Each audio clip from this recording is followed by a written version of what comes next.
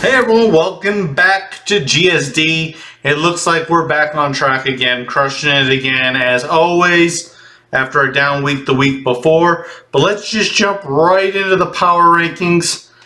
Sunday night game's not finished currently, but we got most of the games in. At 32, I'm going to keep Carolina there. I didn't get to see anything but some highlights in that game against Houston. Still didn't score a lot. I haven't been impressed with the offense at all. Bryce Young hasn't looked great in the games or bits I've watched him. Defense isn't doing anything special either. They did get their first win of the season, but I don't think this is one of the better teams in the league for sure. At 31 is going to be their competition. It's the Arizona Cardinals. Again, they always look to fight to stay in the games, and they've done, I don't want to say they've done well because they've only won one game this year, but they've been competitive in a lot of the games, and the players still seem to be trying pretty hard, but they're clearly talent deficient and was a team that a lot of people picked to finish last at the beginning of the year. At 30, we got the New England Patriots. They had a couple of weeks where, in my opinion, Bill Belichick found ways to get the ball out quick and try to manufacture some offense. But again, they just don't have the playmakers, and they got a lot of guys hurt on defense. The offense is just going to be too bad to stay in many games. At 29, we got the New York Giants. They played a close game against the Jets, and that is one where we talked about, hey, I think the Jets are going to cover, but Jets will probably cover and win by a little, or I could see them blowing them out because of the Giants' offensive line versus the Jets' defensive line matchup. Again, I didn't get to see too much of this game, but it was low scoring, and clearly neither team was able to do much on the offensive end. So we had the Giants here at 29. At 28, it's the Green Bay Packers, and as we expected, the line was pretty off in their game against Minnesota, and it was moving throughout the week. We jumped on Minnesota when it hit pick'em status before, we're losing points the other way. But Green Bay, there's nothing really remarkable about this team, and I think they're going to be in the bottom of the standings. The only saving grace is that they play in the NFC North. At 27, we got the Las Vegas Raiders. So for everyone that's saying I had them too low because they won 3 games early, they're kind of showing what they're all about. They can't move the ball very well. None of the quarterbacks are all that great. And this is a team that completely relies on Max Crosby for pressure in their defense. At 26, we got Chicago. Travis Bagent hasn't looked as great as he did the week before, but I still like that he gets the ball out quick. He still has some nice throws. I still think he's an improvement running the offense. It's just going to be a work in progress because that offensive line is bad, and he's going to need to be able to pass the ball to open up defenses to the run. At 25, we got the Indianapolis Colts. We dropped them down here a bit. It's just, Minshew is serviceable as a backup, and I think they have some pieces on offense, but the defense isn't keeping them in games as well as we thought they might have earlier on. At 24, we got the Atlanta Falcons. Again, this is a team that has a lot of talent. It's just the quarterback position, and if you have the bottom tier quarterback position, it's hard to even get to the middle of the pack, and that's where I kind of think the Falcons in. Yeah, they have like 4 wins, but again, I think part of that's just being in a weak division, some of the teams they've played. I think if you force them to throw the ball, they're in trouble, and when they get down, it's a disaster. At 23, we got the Washington Redskins. Again, I've been saying all year, I kind of feel like the pieces on this team should play a little bit better than they are, but they haven't. This is kind of where they're at. Sam Howell does flash. some bits where he looks like he's a really good quarterback, but just not consistent enough with all of his throws and decision making. And the defensive line is not nearly as good as they should be for the talent that they have. At 22 is Tennessee. It's a team I don't like at all. I don't trust them. Will Levis had some touchdowns. I think he played it smart going to DeAndre Hopkins. He's made a lot of quarterbacks look better than they are. And, if he can be decent, maybe the Titans will be, good enough to be a 500 team. We'll see. At 21, it's the Tampa Bay Bucks. They have a good enough defense, but they really struggle on the offensive end. I don't blame it on Baker. I think the team's kind of limited in what they can do. I mean, they were 500, the year before when they had Brady, and he has a connection to Mike Evans. But despite Mike Evans' size and ability, he's always had a knack for having drops. So it's going to be a tough one for Tampa Bay. Next up, we got the Denver Broncos. We slid them up a bit. We said the whole time they kind of had the potential to be in this range. They just weren't really playing that well. They still haven't completely figured it out, but I think the coaching is kind of figuring out what they are, and people are starting to realize, hey, Russell Wilson is not the guy that some people thought he was. He was a guy that handed the ball off a lot and could make plays with his legs or his arm, being the secondary option. It's totally different when you expect to be the guy dropping back and running the offense. And, the defense, they still have some bad pieces that make some mistakes that can be attacked. So, if teams pick on the weak links, this is a team that is very beatable most weeks, in my opinion. At 19, we got the Minnesota Vikings. It's kind of a split between where I think they are now, which is probably lower, and where they could be a little bit higher. If Kirk Cousins is out for any bit of time and Justin Jefferson out, I think this team would be really bad. But, when they get Cousins back and they have, Justin Jefferson and all their pieces, they proved to be a pretty strong offense. At 18, we got the Cleveland Browns. We're kind of like in this little mix of teams where, they have some strong points, they're good, but they're not consistent, or I don't trust.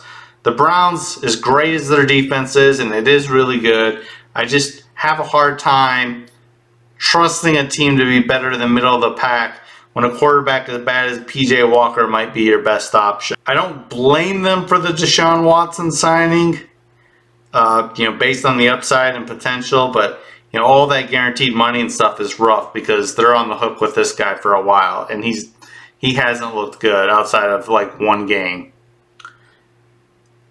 At 17, we got the New York Jets. Same story. Defense is lights out. I don't trust them. Not a fan of Zach Wilson, but he has shown steps, and I think if he gets the ball out quickly and he does quick timing routes and is expected to do the minimum, he has shown he can be a little bit better on offense than the situation in Cleveland. At 16, we got the Rams. You got Matt Stafford on offense. If you can protect him, he usually finds weapons, but he takes a lot of unnecessary chances. He's a little overconfident, and that's one of those things that shoots you in the foot sometimes. And, the defense has its ups and downs. They're not as consistent as you'd like from a team that you'd want to be better. I got Houston at 15 again. Not a team that I think is really strong. I feel like 15 is too high, but I kind of look at a lot of these other teams. They could be kind of mixed anywhere in there. We still like Stroud despite them losing to the worst team in the league this week. Didn't see much of that one. I do think that they have a few good pieces for the future, and this is a team that could be decent, especially considering their schedule and the division they're in. At 14, we just dropped the Steelers down one spot. Again, like I said, I was expecting this. I didn't expect them to beat the Jags. If you looked at our picks, this was one of our best bets. They Jacksonville -2.5. Their offense, maybe with I know a lot of people are calling for their offensive coordinator's job, and I can see it. I feel like Pickett's a guy that you just need to West Coast offense style, some slants out of the flats. Keep it simple, keep it quick. Help Pittsburgh's offensive line and get the ball into the hand of the playmakers, and maybe their offense can be decent. And that's really all they need because their defense is really, really good. At 13, we got the Saints. I'm not necessarily a Saints believer, but I think they're better than some of these other teams. The defense is shown to be pretty good for the most part in most games. And, Carr can be serviceable enough. They have Kamara. I really like, their young wide receiver weapons mixed with, plus you got to bet with Michael Thomas next to him. So it's a situation where we've already seen in a few games where it could be explosive, but definitely not a team I'd count on week in and week out or against the better teams. At 12 is the Chargers, and I know as of this posting they only have 2 wins. They're about to get their 3rd one against the Bears. But I've had them in this range the whole time. It was a team that I thought was overrated last year going to the playoffs, where people are talking about them challenging for the AFC. I don't think they're that team. Not saying that they couldn't, but they'd definitely be underdogs in my opinion, but are better than what their current record shows. Same team, same good offense. They got great versatile running back that can get you some yards, catch the ball out of the backfield a lot of ways. You got Keenan Allen, who's been reliable for years. And, Justin Herbert's obviously a really good quarterback. So just having a quarterback like that is going to keep you in that, maybe not in the top tier, but, in that contention. At 11, we got the Seahawks.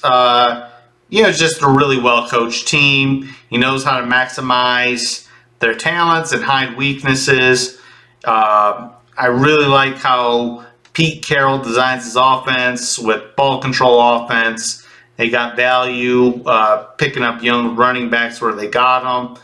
And, you got beasts like DK Metcalf, and Geno Smith typically has time to get the ball out, so the offense can be good enough. They find ways to make it work on defense. They have some talented defensive backs. This is a team that could be in contention for a playoff spot for sure. At 10, maybe too low for the Buffalo Bills. I don't like their consistency. I don't understand how their offense can be so bad at times. And the defense clearly is not the caliber it had been the previous couple of years. So maybe too low at 10, but that's where we have them right now. At 9, we got Cincinnati. Joe Burrow looks completely different. So I do think it was a calf issue, or he was having a hard time driving on the ball, moving around in the pocket, and some of the things that really make him great at getting the ball out. So we said the whole time, we dropped them a little bit for a while. They started out rough, but they've done this before, and we know this is a talented roster. So we have them at 9 right now as a team that I could easily see moving up or down even. At 8, it's the Detroit Lions. I'd like to see the Monday night game first. I'm fairly confident. Obviously we have a bet in that the Lions are going to win this game. They should kill the Raiders, honestly. They should beat them by double digits. They should match up well against them kind of all the way around. And, if they can't beat the Raiders, then you have questions, especially after they got smoked by, Baltimore the week before. At 7 is San Francisco, and I know they've lost 3 in a row. I still kind of feel like this is too low. Early on when we said, hey, they're killing people, I was telling, you can check all the videos where we talked about the power rankings. I had questions about Brock Purdy. I didn't think he was as good as people were making it.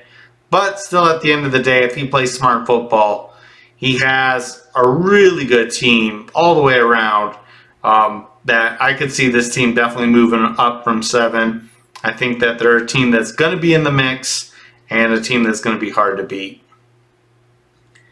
At 6, we got Jacksonville. Some of this is kind of just, at some point you have to give them credit for what they've done.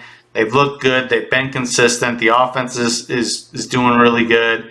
But, I mean, honestly, against some of these top-tier teams, I don't know if I have the confidence to pick Jacksonville. So, tough spot for Jacksonville. We got them at 6 for now. At 5, it's the Dallas Cowboys. Again, it's the same thing. We've seen teams be able to run the ball on the Cowboys. But, despite Dak, he has some good weapons. And they can get out to an early lead and turn the pass rushers loose. It makes the defense completely different. So Dallas is a team I like, but you have to watch for the matchups and the teams that can really run the ball. At 4, it's the Kansas City Chiefs. We dropped them down a couple of spots. Like I've said numerous times, it is the team that I thought had the best roster at the beginning of the season. So I can definitely see them moving up from 4, but just frustrating. The offense never seems to be clicking quite the way you expect. Travis Kelce is still that sure thing safety blanket, but man, they got wide receivers that make a lot of mistakes. They don't do the routes right. They drop the ball. At 3, it's the Ravens. They've looked lights out most of the season. They've had a couple of rough patches, and I think kind of like the Bills, if they establish the run with Lamar Jackson early, and that opens things up for him in the passing game, that's when he's most dangerous. At 2 is the Miami Dolphins. I just really like the offense. I think they're a good team. They got their star cornerback back this week, and that's already paying dividends. And then, their other cornerback's a stud too. So when he comes back, those moves will both help the defense. And then at 1, it's not like I'm looking at the Eagles like they're a super dominant team. But like we've said week in and week out, when you have a dominant offensive line and you have a really strong defensive line, you're going to be a tough team for everybody, because that is where the games are won. And even though I say that I'm not as big of a fan of Jalen Hurts as most people, I acknowledge that he's able to scramble to create plays. I acknowledge that he can make plays with his legs. And now he has a guy like A.J. Brown, who might be one of the most dominant wide receivers in the game, that, when he gets in trouble, he can just throw the ball up to him. And he's been making him look good when he does that. So, anyhow, that's what we have. Quick rundown again. 32 Carolina Panthers, 31 Arizona, 30 New England Patriots, 29 for the Giants, 28 on the Pack, 27 for the Raiders, 26 for Chicago, 25 for Indy, 24 for Atlanta, 23 for Washington, 22 for Tennessee, 21 for Tampa Bay, 20 for Denver, 19 for Minnesota, 18 for Cleveland, 17 for the Jets, 16 for the Rams, 15 for Houston, 14 for the Steelers, 13 for the Saints, 12 for the Chargers, 11 for Seattle, and then our top 10s: Buffalo, Cincinnati, Detroit, San Francisco, Jacksonville, Dallas, Kansas City, Baltimore, Miami, and Philadelphia. If I missed anything, let me know in the comments section, and we can talk about what I got right and wrong. Thanks for watching.